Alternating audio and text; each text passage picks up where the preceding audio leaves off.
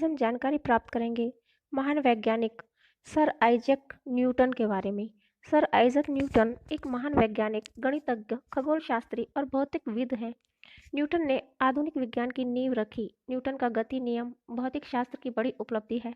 Newton का जन्म 4 जनवरी 1642 को इंग्लैंड के लिंकनशायर में हुआ था। न्यूटन के जन्म के 3 महीने पहले ही उनके पिता का निधन हो गया था। जन्म के समय न्यूटन का आकार सामान्य से बहुत छोटा था।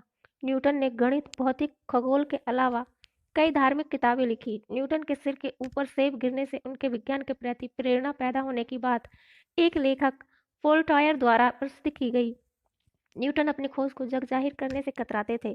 उन्होंने अपनी खोज को करीब 20 साल तक किसी को नहीं बताया। जब न्यूटन छोटे थे तब पढ़ाई में खास अच्छे नहीं थे। एक बार न्यूटन एक लड़के को सबक सिखाने के लिए उसे पढ़ाई के क्षेत्र में पीछे करना चाहते थे, जिस कारण वह दिन रात पढ़ाई करने लगे। इसलिए न्यूटन पढ़ाई की ओर आकर्षित हुए।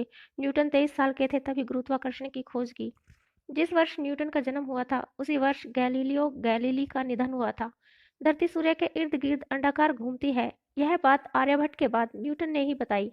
न्यूटन ने पहली प्रकाश को परावर्तित करने वाली दूरबीन अपने हाथों से बनाई थी। आज भी वह उपयोग की जाती है।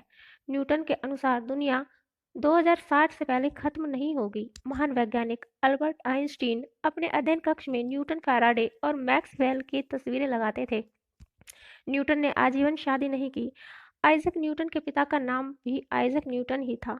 न्यूटन ने जवानी में एक बार अपनी मां और सौतेले पिता को जिंदा जला देने की धमकी दी थी।